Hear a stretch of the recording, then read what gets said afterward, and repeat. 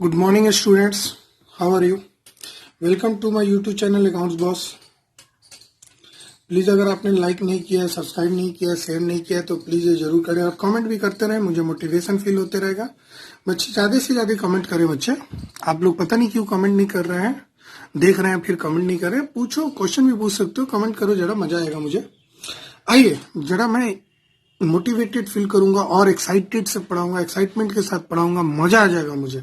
ठीक है बच्चे, तो आइए चैप्टर को शुरुआत करते हैं। चैप्टर आपका चल रहा था रिटायरमेंट ऑफ ए पार्टनर, जिसका लेक्चर नंबर 10 हम आपके साथ शेयर करेंगे। टॉपिक होगा settlement of amount due to retiring partner. ठीक है ना। इसके पहले एक बच्चे ने लेक्चर 9 का क्वेश्चन पूछा था, उसका मैं पेज निकाल के रखा हूं कि सर यहाँ पे आपने gaining partner to sacrificing partner जो 6 आपने किया है, अगर आपने बोला था कि इस क्वेश्चन में जर्नल एंट्रीज लिखा हुआ है, अगर उस क्वेश्चन में single by passing single adjustment entry रहता है क्वेश्चन में, तो कैसे बनाते हैं? हाँ बच्चे, अगर इस क्वेश्चन में मैं साफ सुथरा लिख दूं, अगर पीछे वाला जो लेक्चर था आपने पढ़ा होगा, नहीं पढ़ा है तो पहले देख लीजिए, फिर इसका आंसर समझ में आएगा। बच्चे मैंने आपको बताया था कि अगर सिंगल एडजस्टमेंट एंट्री पास करना होता, सिंगल एडजस्टमेंट एंट्री पास करना होता है ना, और एक होता है कि आपको नेसेसरी जर्नल एंट्रीज पास करने हैं, नेसेसरी जर्नल एंट्रीज पास करने हैं, या मेमोरेंडम रिवॉल्यूशन अकाउंट बनाने हैं। तो मेमोरेंडम रिवॉल्यूशन अकाउंट जब बनाने होंगे तो उसमें कुछ सोचना ही नहीं है, जो मैंने समझाया उसी बना देंगे, है ना। लेकिन मान लेते हैं सिंगल एडजस्टमेंट एंट्री अगर पास करने के लिए बोले तो आपको gaining partner to sacrificing partner ही करना है। तो सर फिर से समझा दीजिए क्वेश्चन को। तो लो बच्चे, ये क्वेश्चन हमने चल रहा था, है ना, बता रखा था, और आपने देखा था कि हमको प्रॉफिट जो आया था मेमोरेंडम में रिवॉल्यूशन अकाउंट में 3000 की आई थी। तो आपने गौर करना, ए बी सी 3 पार्टनर था जिसकी प्रॉफिट शेयरिंग रेशियो 2:2:1 था। सी रिटायर कर गया था, है ना। तो आपका जो प्रॉफिट हुआ था रिवॉल्यूशन पे ना, वो 3000 हुई थी। 3000 इंटू रिटायरिंग पार्टनर का शेयर से मल्टीप्लाई कर लो, और रिटायरिंग पार्टनर का शेयर जो है 1/5 है, यानी कि हो गया 600। अब देखो यहाँ पे भी 600 आया था। मैंने जो ये कट के, ये जो काट के मैंने निकाला था ना गेनिंग टू सेक्रीफाइसिंग, उसमें भी मेरा लास्ट कंक्लूजन 600 ही आया था, 300।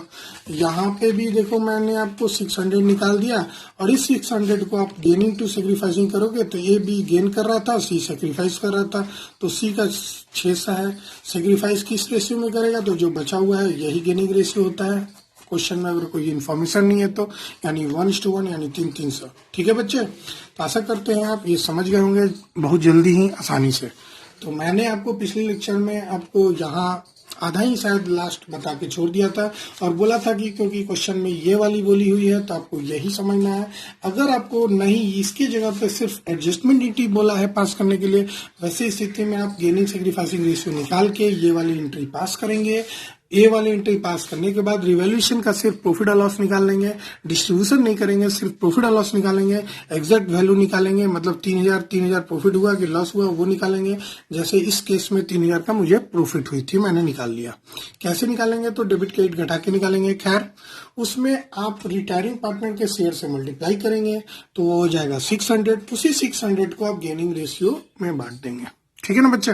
खैर आइए नेक्स्ट लेक्चर में आते हैं हम लोग, जो मेरा काम है वो हम समझाते हैं। आज का टॉपिक जरा बहुत मजेदार है। वैसे तो ये जो टॉपिक है मैं लॉन्ग क्वेश्चन के साथ बताता हूँ, लेकिन आजकल एग्जाम का एक ट्रेंड बना हुआ है कि 4 मार्क्स में छोटा छोटा या 1 मार्क्स में भी कभी कभी हल्का हल्का दे के इस तरह का क्वेश्चन पूछा जा रहा है। ठीक है बच्चे, तो मैं आपको यही सिखाने वाला हूँ, छोटे क्वेश्चन के तौर पे सिखाऊंगा। Settlement of amount due to retiring partner, जो पार्टनर रिटायर हो रहा है उसका सेटलमेंट कैसे होगा, उसको कैसे हम पेमेंट करेंगे, कैसे पता चलेगा उसको कितना अमाउंट हमको देना है, ड्यू है, बकाया है। तो उसको निकालने के लिए हमको थोड़ा सा स्टेटमेंट से गुजरना पड़ेगा, और मैंने एक स्टेटमेंट बना रखा है calculation of amount due to retiring partner, अपने से एक कॉलम बना लिया है, ये कोई फॉर्मेट नहीं है, जैसे मन करे बना सकते हैं आप। उसका कैपिटल अकाउंट खोल के भी बना सकते हैं, स्टेटमेंट में भी बना सकते हैं। मैं दोनों ही तरीका आपके साथ शेयर करने वाला हूँ। पहला तरीका स्टेटमेंट बना के, स्टेटमेंट का मतलब होता है पार्टिकुलर रुपीज का साइन। ठीक है बच्चा, क्लियर है ना? तो आइए शुरू करते हैं। सबसे पहले आप यहाँ पे लिखेंगे ओपनिंग बैलेंस। अब सवाल ये उठता है कि सर ओपनिंग बैलेंस किसका लिखेंगे? तो opening balance of his capital account. His capital account किसका भाई? रिटायरिंग पार्टनर्स का कैपिटल अकाउंट। कब? यहां पे एक नोट लिख रहे हैं बिफोर एडजस्टमेंट। बिफोर एडजस्टमेंट का मतलब भाई मोटा मोटी समझ लो, जो बैलेंस शीट में उसका कैपिटल नजर आ रहा है ना, उसको उठा के यहां पे डाल देना, यहां पे उठा के डाल देना। ठीक है ना? बैलेंस शीट में जो कैपिटल आपको नजर आ रहा है रिटायरिंग पार्टनर का, वो उठा के यहां पे डाल देना। अब इसमें कुछ चीजों को जोड़ेंगे। अब जोड़ेंगे कौन कौन सा आइटम, जरा आपको मैं पहले ही बता दूं। जोड़ने वाला आइटम जितना लाइबिलिटी साइड में आप रिजर्व वगैरह देख रहे हैं, वो सारा जोड़ना शुरू कर दीजिए। ठीक है ना? तो सबसे पहले आप जोड़ेंगे ओल्ड आइटम। ओल्ड आइटम में आ जाएंगे जोड़ने वाला share of reserves and accumulated profit. सबसे पहले आपको मालूम होना चाहिए कि बैलेंस शीट के अंदर में, मैंने आपको पहले ही बताया, बहुत बार बताया है कि बैलेंस शीट जो होती है ना, बैलेंस शीट में दो पार्ट होती है, एक लायबिलिटी वाली बात और एक एसेट्स वाली बात। तो बैलेंस शीट में लायबिलिटी वाले बात में जितने भी रिजर्व हैं, चाहे वर्कमैन कंपनसेशन रिजर्व हो, इन्वेस्टमेंट फ्लक्चुएशन रिजर्व हो, जनरल रिजर्व हो, वो, और प्रॉफिट एंड लॉस की क्रेडिट बैलेंस, ये दो आइटम। एसेट साइड में क्या आती है? एसेट साइड में आपको आती है बच्चा पीएनएल अकाउंट के डेबिट बैलेंस। ठीक है? एडवर्टीजमेंट सस्पेंस अकाउंट, यानी एक्युमुलेटेड लॉस, ये समझो, है ना? इतने आइटम आते हैं, इतने आइटम आपको नजर आएंगे। तो इतने आइटम को जरूर आप बांटेंगे, इतने आइटम को जरूर आप बांटेंगे। ठीक है ना? कभी कभी गुडविल, ओल्ड गुडविल भी नजर आता है, तो उस पे भी ध्यान देंगे, ओल्ड गुडविल पे भी ध्यान देंगे, है ना? ठीक है? तो आइए शुरू करें। तो सबसे पहले जोड़ने वाला आइटम में अंदर का लेंगे, फिर एडिशन वाला आइटम ये होता है, ये माइनस वाला आइटम होता है। ये सारे कैपिटल को घटाते हैं, ये सारे कैपिटल को बढ़ाते हैं। पहली बात तो दिमाग में डालो। ठीक है ना? तो बैलेंस शीट के अंदर वाले में पहले एडिशन वाला आइटम लेंगे, फिर बैलेंस शीट के बाहर में एडजस्टमेंट में आते हैं। एडजस्टमेंट में सबसे पहले रिवैल्यूएशन के प्रॉफिट और लॉस को देख लेना, है ना? उसके बाद हो सकता है कि आपका ड्राइंग वगैरह हो बैलेंस शीट के अंदर, उस पर भी ध्यान देंगे। एडिशनल कैपिटल आपने लगाया, उस पर भी ध्यान देंगे, है ना? उसके बाद गुडविल पे भी ध्यान देंगे। एडजस्टमेंट में गुडविल, वो भी वैल्यूड गुडविल, नया वाला गुडविल। ओल्ड गुडविल तो यहाँ आप ऑलरेडी कर चुके हैं। ठीक है ना? तो एडजस्टमेंट में दो आइटम और यहाँ पे जितने आइटम दिखे, इसी की ट्रीटमेंट होती है। भाई आपने कैपिटल अकाउंट बनाया है, मैंने पहले ही बताया है, कैपिटल अकाउंट आपको एडमिशन वाले केस में पढ़ाया हूँ, change in profit sharing ratio में पढ़ाया हूँ। बस यूं सोचो कि हम कैपिटल अकाउंट ही बना रहे हैं। ठीक है? तो आइए शुरू करते हैं। सबसे पहले share of reserves and accumulated profit हो गया। उसके बाद क्या करेंगे, है ना? उसके बाद आप बाहर आ जाओ, बाहर नहीं अंदर ही आ जाओ। Credit balance of current account, कुछ एक्स्ट्रा भी बात बताऊंगा आपको, क्योंकि इसका अकाउंट सेटलमेंट कर रहे हैं, केवल बकाया नहीं लगा रहे हैं, सेटलमेंट कर रहे हैं। एक्चुअली एडजस्टेड कैपिटल नहीं निकाल रहे हैं, पूरा का पूरा अमाउंट सेटलमेंट कर रहे हैं इसका। तो जितना अमाउंट उसको देने वाले हैं, उसको एक जगह इकट्ठा जोड़ेंगे। तो अगर उसके रिजर्व एंड एक्युमुलेटेड प्रॉफिट आपको दिख रहा है, तो उसका शेयर दे देंगे उसको। अगर क्रेडिट बैलेंस करंट अकाउंट का है तो उसको दे देंगे। उसके बाद आपने देखो शेयर इन रिवैल्यूएशन प्रॉफिट, अगर रिवैल्यूएशन में प्रॉफिट हुआ है तो उसके प्रॉफिट का शेयर दे दो, है ना? लो नंबरिंग दे देते 1 2 3, है ना? उसके बाद आप क्या करोगे भाई, गुडविल जो होता है ना, गुडविल चूंकि रिटायर हो रहा है, तो गुडविल का शेयर ले जाएगा ना, तो गुडविल का शेयर दे दो, share of goodwill of the firm, firm की गुडविल। वही गेनिंग रेशियो वाला बात होगा, गेनिंग पार्टनर्स के द्वारा जो दिया जाएगा गेनिंग रेशियो में, है ना, given by gaining partner in gaining ratio. ठीक है। पांचवा आइटम, बिजनेस में मान लो प्रॉफिट हुआ है रिटायरमेंट के डेट तक का, वो देते हैं हम शेयर ऑफ प्रॉफिट।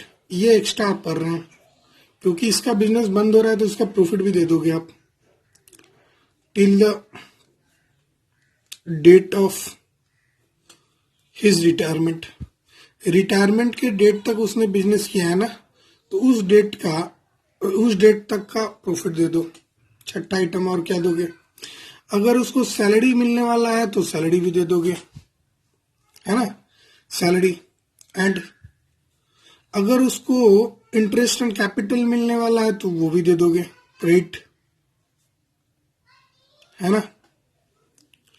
लेकिन याद रखना, सैलरी और इंटरेस्ट एंड कैपिटल कहां तक दोगे, तो till the date of his retirement, है ना। मतलब कुल मिला के अगर हम रेट पेन से जो स्टार्ट लगा रहे हैं उसमें थोड़ा सा आपको कैलकुलेशन करना होगा। ये जो स्टार मार्क मैंने लगाया उसको कैलकुलेशन करना होगा। रिटायरमेंट का डेट अगर इंड डेट है तो कोई परेशानी नहीं है, लेकिन बीच के डेट में अगर रिटायरमेंट कर रहा है तो परेशानी है। इंड के डेट वाले में कोई परेशानी नहीं होगा। बार बार ऐसा क्वेश्चन बहुत इजी होता है, लेकिन कोई बीच में रिटायर कर जाए, उसका ऐसा टर्म पूरा हो रहा है कि बीच ही में रिटायर कर रहा है साल के, या साल के 2 महीना गुजर गया तब रिटायर कर रहा है, वैसी स्थिति में इन चीजों पे ध्यान देनी पड़ती है, ये दोनों आइटम पे। ठीक है ना। उसके बाद भी कुछ आइटम अगर होगा तो मैं बता दूंगा। अभी आ जाओ उससे क्या क्या ले लिया जाता है। लेस में नंबर 1 यहां देखो, credit balance of current account है, उसका उल्टा लिख दो पहले, debit balance of current account. अगर करंट अकाउंट में कुछ डेबिट बैलेंस पड़ा हुआ है तो उससे ले लेंगे, मतलब उसके कैपिटल को घटा देंगे, है ना। उसके बाद अगर उसने ड्राइंग कर रहा होगा तो उसके कैपिटल को घटा देंगे। ड्राइंग के साथ इंटरेस्ट एंड ड्राइंग भी लेंगे, लेकिन इंटरेस्ट एंड ड्राइंग कहां तक लेंगे, till the date of death कर रहा है, till the date of retirement. ठीक है ना। Interest on drawing till the date of his retirement. और याद करो बच्चे, उल्टा करते जाना है। यहां से देखो, रिवॉल्यूशन का प्रॉफिट है तो इस बार रिवॉल्यूशन का लॉस ले लो। उसके पहले वाला चलो, रिजर्व एक्यूमुलेटेड प्रॉफिट है तो लॉस में आ जाओ पहले, है ना। तो शेयर ऑफ एक्यूमुलेटेड लॉस बोल सकते हो, शेयर ऑफ एक्यूमुलेटेड लॉस, ऊपर वाला का ठीक उल्टा घुमाते जाओ। उसके बाद share of revolution loss, share in revolution loss. यहां पे डेट केवल इंटरेस्ट वाले पे होगा।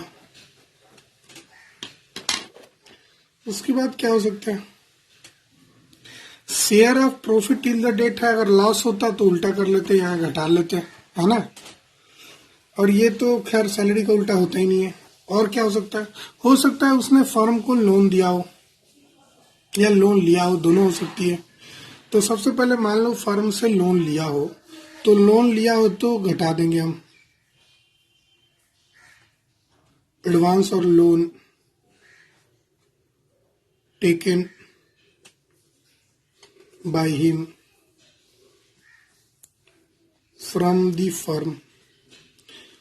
अब जब लोन लिया हो तो हो सकता है कि लोन दिया भी हो, तो ऐड करने में आप ये भी लिख सकते हैं इसके उल्टा, एडवांस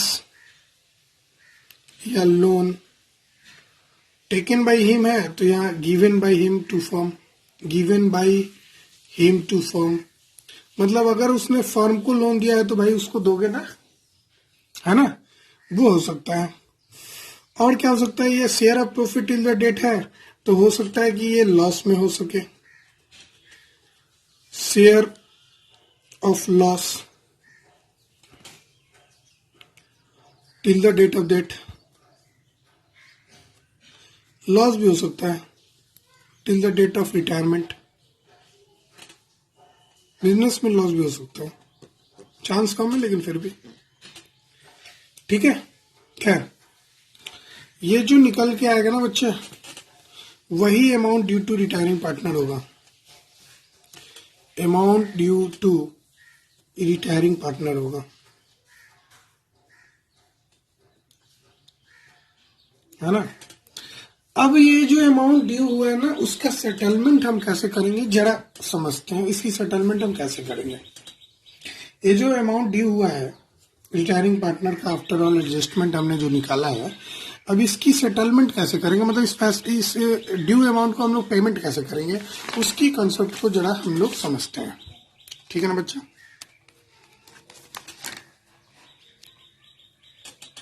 ठीक है, चलिए शुरू से समझते हैं। पहला concept, there may be three situations to settle the amount due to retiring partner. तीन कंडीशन हो सकता है रिटायरिंग पार्टनर को अमाउंट सेटल करने का। क्या क्या हो सकता है भाई, कैश में दे दो या लोन अकाउंट में ट्रांसफर कर दो या कुछ कैश कुछ लोन में ट्रांसफर कर दो। पहला, when the amount due is fully paid in cash और बाय चेक, है ना।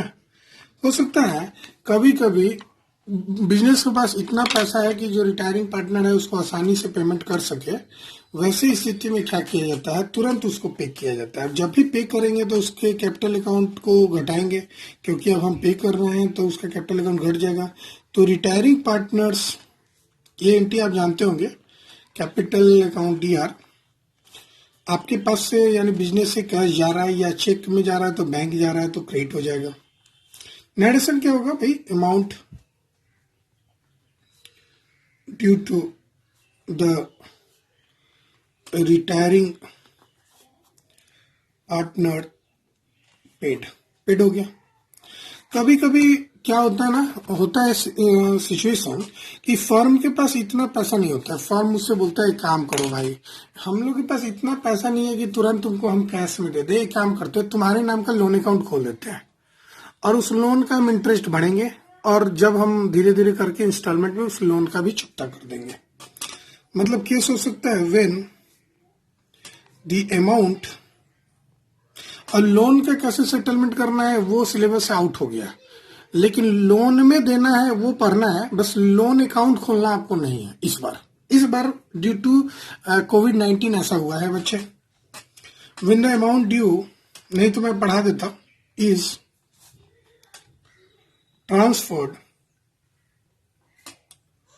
टू हिज लोन अकाउंट, मतलब कभी कभी क्या किया जाता है उसके लोन अकाउंट में ट्रांसफर किया जाता है, हाँ ठीक है। तो वही एंट्री होगा, बस कैश की जगह लोन लिख देंगे, यानी कि कैपिटल तो घटेगा ही क्योंकि अब कैपिटल नहीं रहा।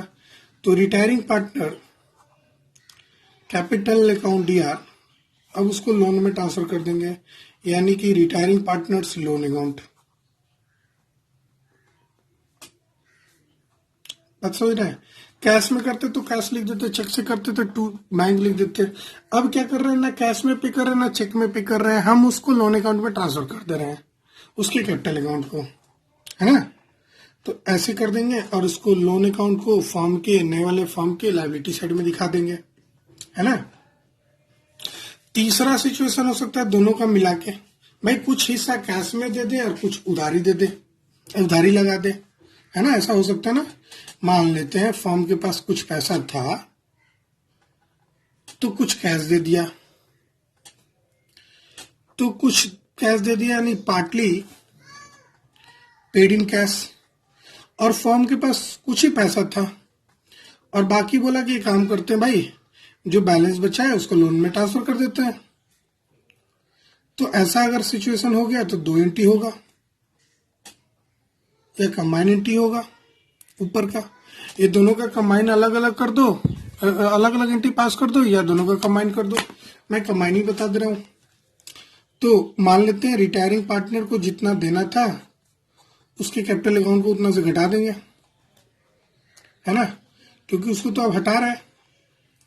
तू कुछ कैश में दे दिए या चेक में दे दिए, है ना, या उसके लोन अकाउंट में ट्रांसफर कर दिए।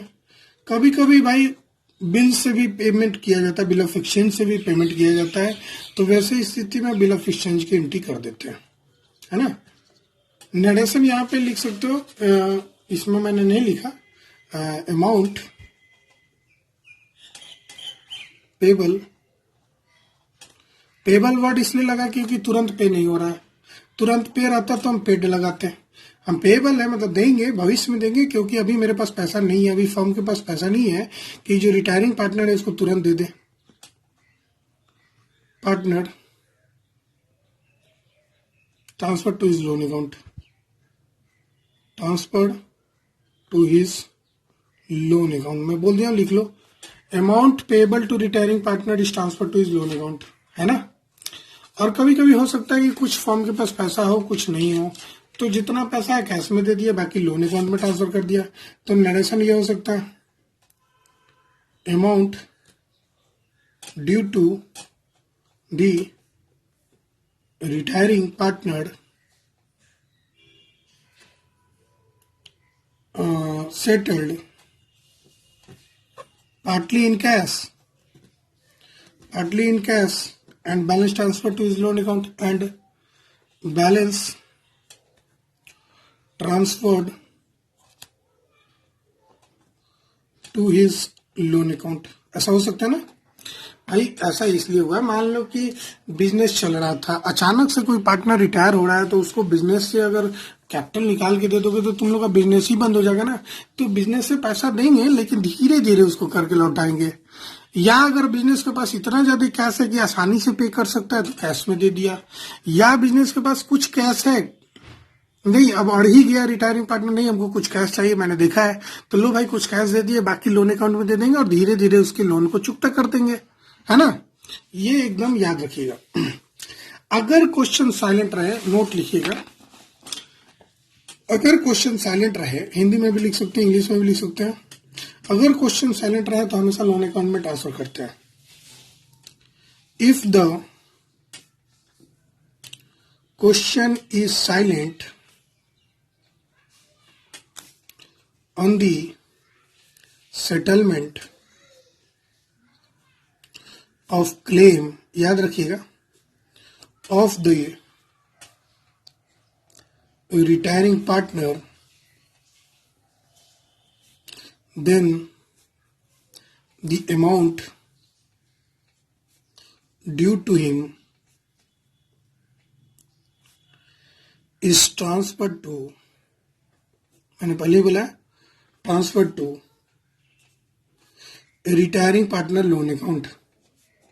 अगर क्वेश्चन साइलेंट रहे कि कैसे पे करना है तो हमेशा लोन अकाउंट में ट्रांसफर कर देंगे, तुरंत कैश में पे नहीं करेंगे, ठीक है ना। और एक और बात सुन लेंगे, केवल सुनने वाली बात है, तो कॉन्सेप्चुअल बात है। मान लेते हैं हमने एग्रीमेंट किया है, तो एग्रीमेंट अगर किया है कि भाई उसको लोन अकाउंट में ट्रांसफर करेंगे और धीरे धीरे उसके लोन को चुकता कर देंगे, या तो सिंगल इंस्टॉलमेंट में उस लोन को चुकता कर देंगे या 2-3 इंस्टॉलमेंट में करेंगे, ऐसा बात हो सकता है। अगर मान लो कोई एग्रीमेंट नहीं है, वैसी स्थिति में हमको 6% इंटरेस्ट देना पड़ेगा, या जो प्रॉफिट हो रहा है उन दोनों में जो हायर है ना वो देना पड़ेगा। तो ये जो रूल है पार्टनरशिप एक्ट का है, हमको 12th के स्टूडेंट को उतना नहीं पढ़ना है, तो मैं उतना डेप्थ में बताया नहीं, बस आपको सुना दिया कहानी कि जो रिटायरिंग पार्टनर है ना उसको पेमेंट करने की जो बात आती है, तो अगर हम पेमेंट एग्रीमेंट में वैसे किए हैं कि सिंगल इंस्टॉलमेंट में या 2-3 इंस्टॉलमेंट में पे कर देंगे, ठीक है। अगर हम पेमेंट नहीं कर पा रहे हैं या हमारे पास कोई एग्रीमेंट नहीं है, तो वैसी स्थिति में हमको 6% पर एनम के अनुसार, या हमको जो प्रॉफिट हुआ है अभी तक उन दोनों में जो हायर है उसके अनुसार उस व्यक्ति को देना पड़ेगा जो रिटायर कर रहा है। ये रूल है, ये पार्टनरशिप एक्ट 1932 सेक्शन 37 के अनुसार ये बताया गया है ना, कि जितना क्लेम है उसके अमाउंट का जो कैपिटल अकाउंट में हुआ है एडजस्टेड, मतलब जो अमाउंट ड्यू हुआ है वो उसको 6% पर एनम से इंटरेस्ट देना है, या जो प्रॉफिट हुआ है उतने दिन तक का, जब तक हम नहीं दे रहे हैं, दोनों में जो हायर होगा वो देना होगा, ठीक है।